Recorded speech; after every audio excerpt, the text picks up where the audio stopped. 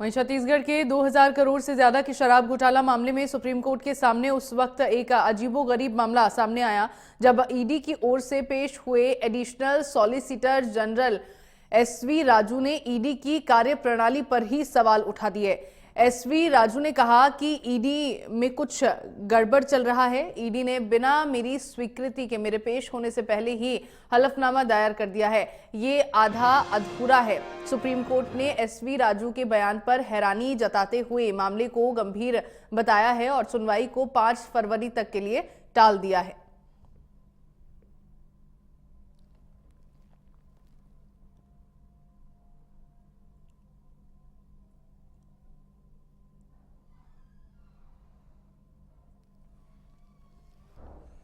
और खबर पर ज्यादा जानकारी के लिए मेरे साथ संवाददाता संभव जुड़ गए हैं दिल्ली से।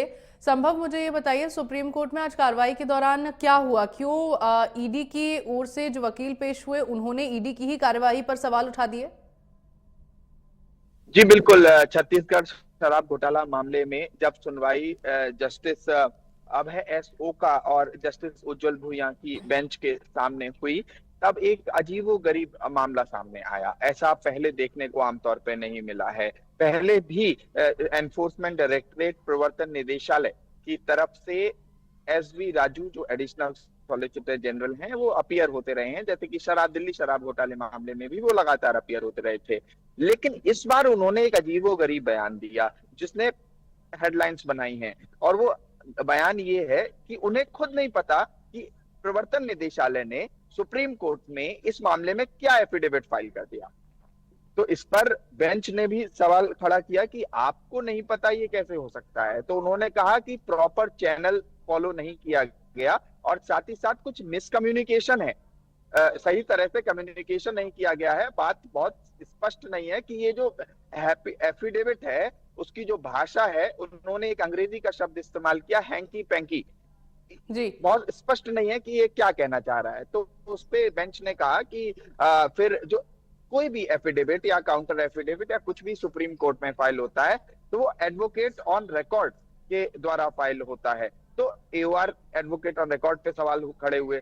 तो एसवी राजू ने कहा कि एओआर की गलती नहीं है, ये कहीं ना कुछ एनफोर्समेंट डायरेक्टरेट प्रवर्तन निदेशालय में कुछ चल रहा है, इंटरनल डिपार्टमेंट में कुछ चल रहा है, प्रॉपर चैनल फॉलो नहीं किया गया। मुझे नहीं बताया गया, मतलब एसपी राजू को नहीं बताया गया कि क्या सुप्रीम कोर्ट में संभव एसपी राजू की ओर से कहा गया कि ईडी में कुछ गड़बड़ी चल रही है। इसका कहने का मतलब उनका क्या था जब उन्होंने इस तरह की बात, इतनी बड़ी बात ईडी को लेकर कही, जिसकी तरफ से, जिसके पक्ष पर वो ये सुनवाई कर रहे थे, उस दौरान जजों की ओर से क्या रिएक्शन रहा? और सबसे बड़ी बात, ये गड़बड़ी शब्द जो उन्होंने यूज किया, इसका क्या मतलब समझा जाए?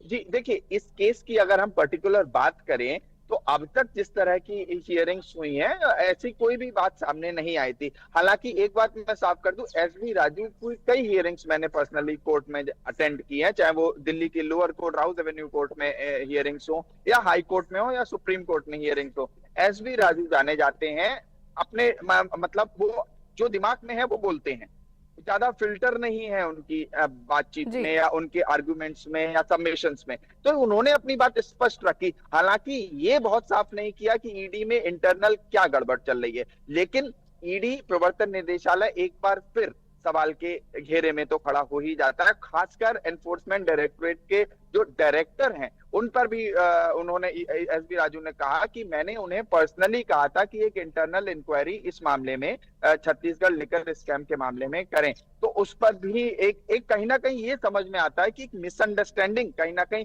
समझ की कमी प्रवर्तन निदेशालय और उनके जो लॉ ऑफिसर हैं जो सुप्रीम कोर्ट में रिप्रेजेंट करते हैं और अदर कोर्ट्स में रिप्रेजेंट करते हैं, additional solicitor general SV Raju, उनके बीच में कुछ मिसकम्युनिकेशन, मिसअंडरस्टैंडिंग हुई है। ठीक है संभव, बहुत शुक्रिया आपका तमाम जानकारी दर्शकों तक पहुंचाने के लिए।